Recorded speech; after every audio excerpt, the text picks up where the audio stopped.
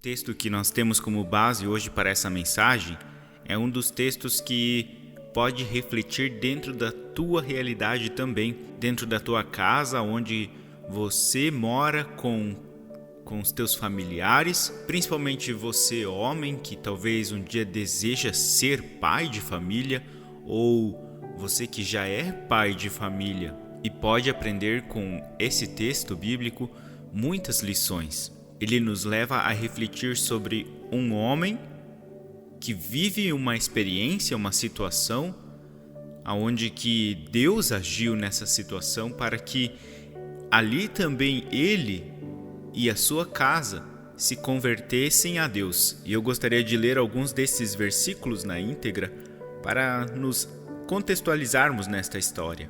Este texto conta a história de Paulo e Silas, que estavam caminhando em uma das ruas de Filipos, uma das cidades gregas da época. E o texto do capítulo 16, a partir do versículo 16 mesmo, vai dizer assim: certo dia, enquanto íamos ao lugar de oração, nós vemos que Paulo e Silas estavam se direcionando a um lugar. Eles estavam indo até um lugar onde que eles gostariam de ter um tempo para orar.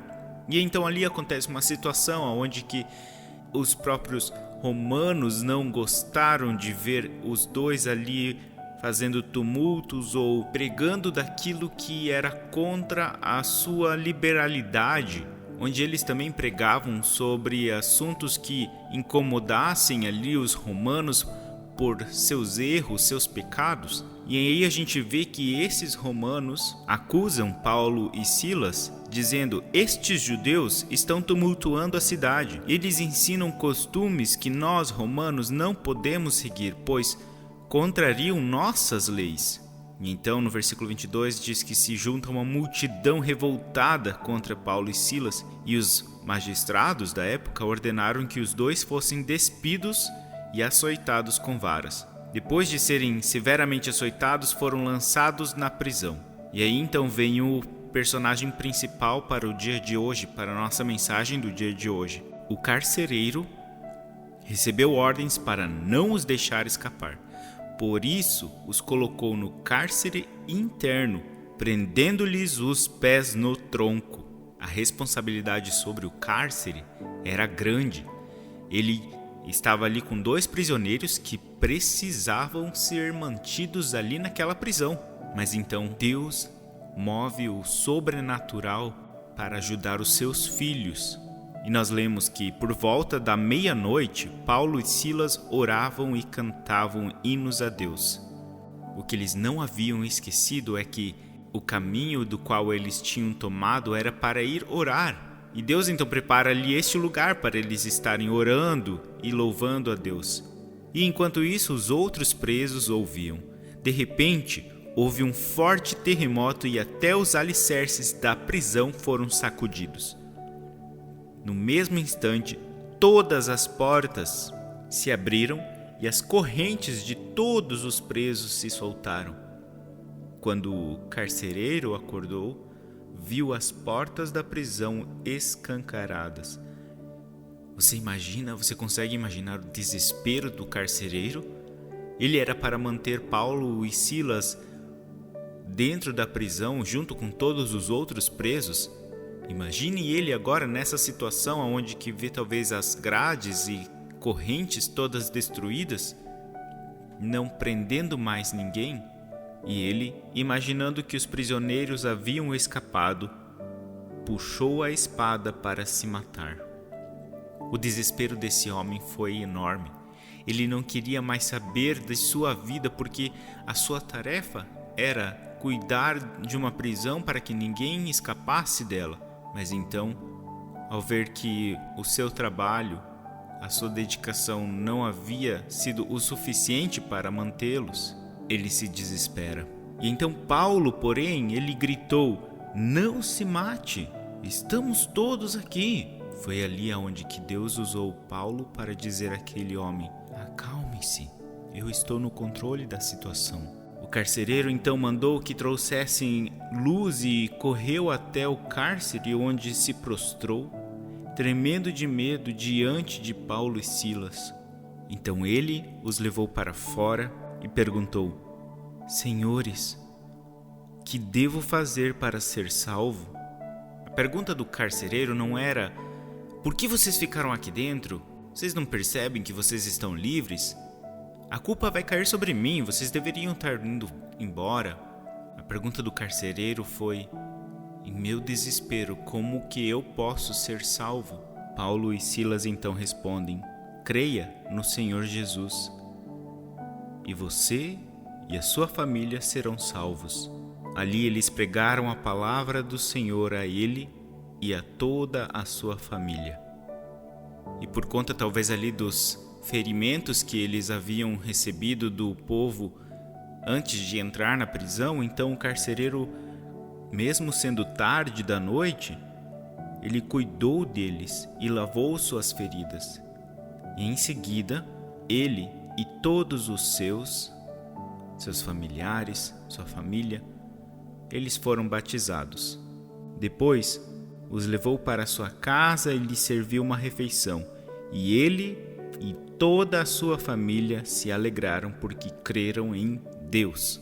O carcereiro gostaria de realizar a sua profissão de maneira correta, com excelência. Ele estava disposto a até mesmo sacrificar-se diante da sua profissionalidade. Mas quando o apóstolo Paulo e o seu companheiro Silas chegaram a Filipos, eles foram usados por Deus para levar a salvação para muitas pessoas. E essa é uma situação interessante, foi que quando toda uma família se converteu a Jesus Cristo. Você já pensou em algo tão intenso e emocionante como toda uma casa se voltando para Cristo? O chefe desta família era o carcereiro da cadeia onde Paulo e Silas estavam aprisionados. O carcereiro apresenta um profissional comum de seu tempo. Como parte do costume da época, o carcereiro morava junto ao cárcere. Provavelmente os seus familiares o ajudavam na difícil tarefa de atender os presos. Os missionários do Senhor estavam presos injustamente. Paulo e Silas estavam ali naquela prisão injustamente. E eles experimentaram 2 tipos de libertação milagrosa naquele lugar. A primeira foi a libertação física do cárcere. Ao invés de reclamarem da adversidade, Paulo e Silas louvaram a Deus e as cadeias se romperam. Os prisioneiros ficaram livres e então a segunda libertação é a mais impressionante, que foi a salvação do carcereiro e de sua família. E logo após o primeiro milagre vivido, quando isso aconteceu, o carcereiro procurou tirar a sua vida. Por conta das leis romanas da época, se um carcereiro deixasse um prisioneiro escapar, ele e a sua família seriam executados. Então nós vemos um pai que preocupou-se também com a sua família. Um pai de família que preocupou-se com a segurança de sua família. Paulo o impediu e respondeu ao clamor daquele pai desesperado. Então ele diz: creia no Senhor Jesus e serão salvos você e os de sua casa. Então todos os presentes, todos aqueles que estavam ali ouviram a pregação do Evangelho de Cristo. E logo em seguida eles creram na pessoa de Jesus. Somente então eles foram batizados. Nos é necessário entender a lógica do texto para não cair em engano. Alguns pensam que se um pai de família crer em Jesus, consequentemente todos os membros da família serão salvos. Infelizmente não é assim que acontece. Pais cristãos servem como luzeiros para apontar o caminho de Cristo aos seus filhos. Os pais não podem tomar a decisão de crer pelos seus filhos. Para ouvir o Evangelho e entendê-lo e crer nele, é necessário que tenha atingido uma idade suficiente para ter capacidade de compreender a mensagem central da Bíblia. Jesus Cristo morreu por cada um de forma individual. Por isso a salvação deve ser individual. Mas aquele carcereiro, ele olhou também na sua individualidade, olhou para a sua família e viu a necessidade de que eles também ouvissem do Evangelho. E o batismo, ele é o sinal visível daqueles que creem em Jesus e começam a jornada como discípulos dele. A história da salvação da família do carcereiro aponta 3 grandes verdades. A primeira, Deus quer salvar você e toda a sua família, mas a decisão de seguir Cristo é individual. A segunda, é preciso que você pregue o Evangelho para os seus familiares. E a terceira verdade é que corações duros podem ser quebrados pelo poder de Deus. Se as algemas que acorrentaram Paulo e Silas e os aprisionavam foram quebrados, então Deus continua salvando pessoas.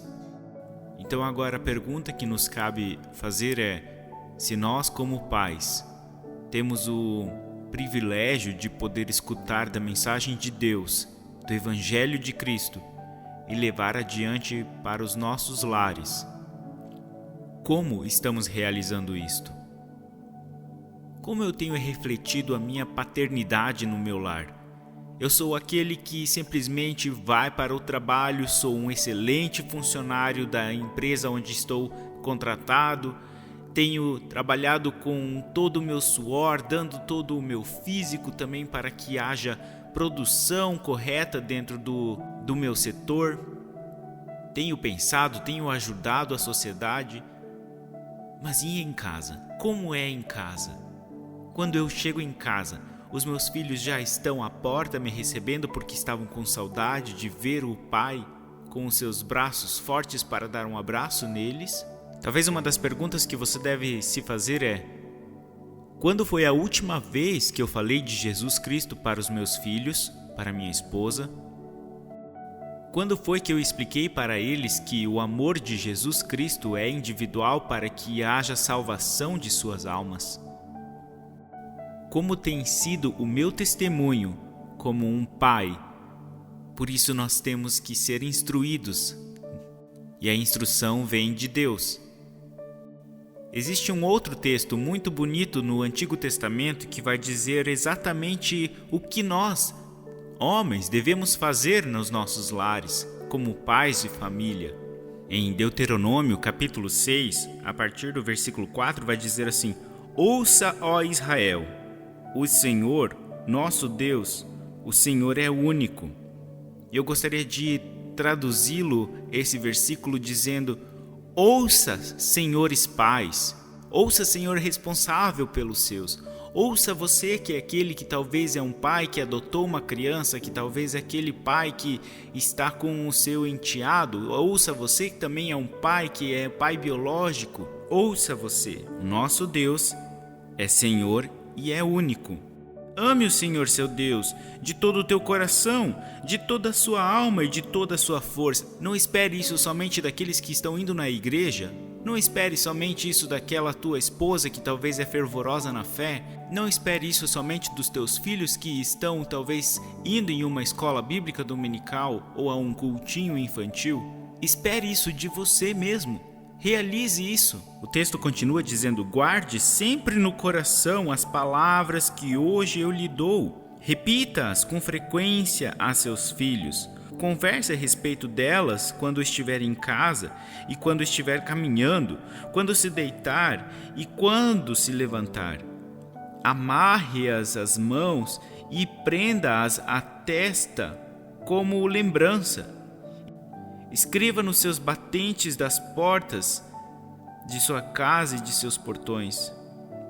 O texto está dizendo de uma maneira bem clara que existe uma maneira didática de se ensinar aos nossos filhos sobre o Evangelho de Jesus Cristo, que é salvação. E a maneira didática é eu sentar junto com os meus filhos, seja à mesa do café da manhã, ou do almoço, ou da janta, quando eu estiver em casa. Que assim também como aquele carcereiro, ele foi o exemplo vivo de sua transformação por aceitar a mensagem de Cristo.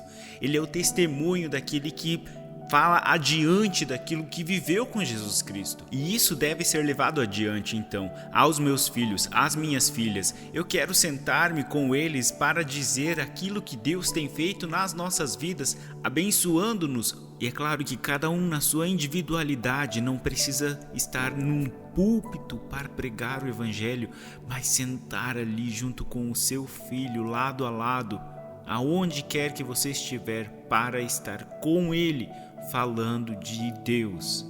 Ou sentar-me junto com Ele na calçada, no meio-fio, mas estar falando sobre e meditando sobre a palavra de Deus com Ele, dizendo: filho, olha o que Deus tem falado a nós. Ele é o nosso Deus, o nosso Senhor, e é único.